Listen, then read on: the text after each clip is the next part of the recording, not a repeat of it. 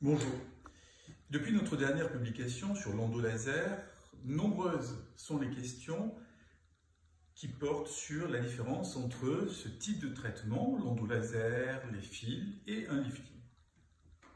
La réponse est très claire, l'un n'a jamais remplacé l'autre. Et pour une raison très simple, c'est que le vieillissement du visage est une question d'affaissement, de changement du squelette, de déplacement des muscles, de déplacement des masses musculaires.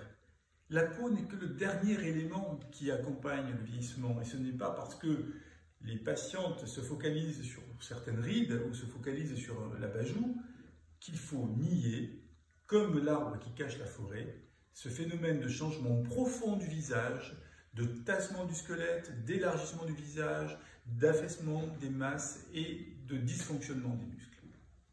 Toutes les techniques que nous vous décrivons, l'endolaser qui est nouveau et qui est très prometteur, mais qui est très prometteur pour traiter le relâchement de la peau, très prometteur pour donner une tonification, très prometteur pour donner une amélioration, tout comme les fils résorbables chez des patients qui n'ont pas besoin de lifting ou qui ne peuvent pas le faire pour des raisons médicales, ou des patients qui ont fait un lifting et qui, 3 ans, 4 ans, 5 ans après, décident d'utiliser des méthodes mineures pour entretenir le résultat de leur lifting. En un mot, l'endolaser s'adresse à du relâchement cutané quand le lifting s'adresse à la totalité de la modification du visage. Et c'est la raison pour laquelle les liftings ont évolué.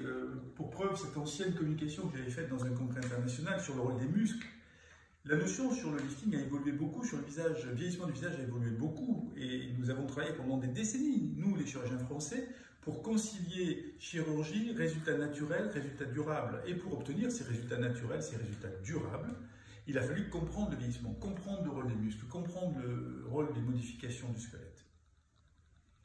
En un mot, l'endolaser nous rend service, c'est un petit geste sous anesthésie locale qui vient retendre légèrement la peau, qui vient corriger un affaissement cutané sur une petite bajoue, qui vient corriger un petit ovale de visage qui commence à perdre de la netteté, qui traite la composante cutanée de vieillissement du cou, composante cutanée, c'est-à-dire la peau fripée sur le cou.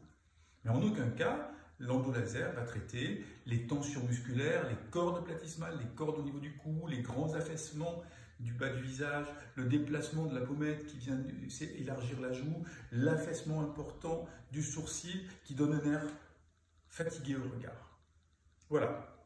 L'endolaser, c'est formidable, ça permet de retendre un petit peu la peau et ça nous évite de faire trop d'injections d'acide hyaluronique qui donnent des visages surgonflés et qui ne sont pas naturels. C'est pour ça que c'est intéressant, c'est pour ça que c'est formidable. Ça ne remplace en aucun cas un acte chirurgical qui n'est à ce jour concurrencé par rien d'autre.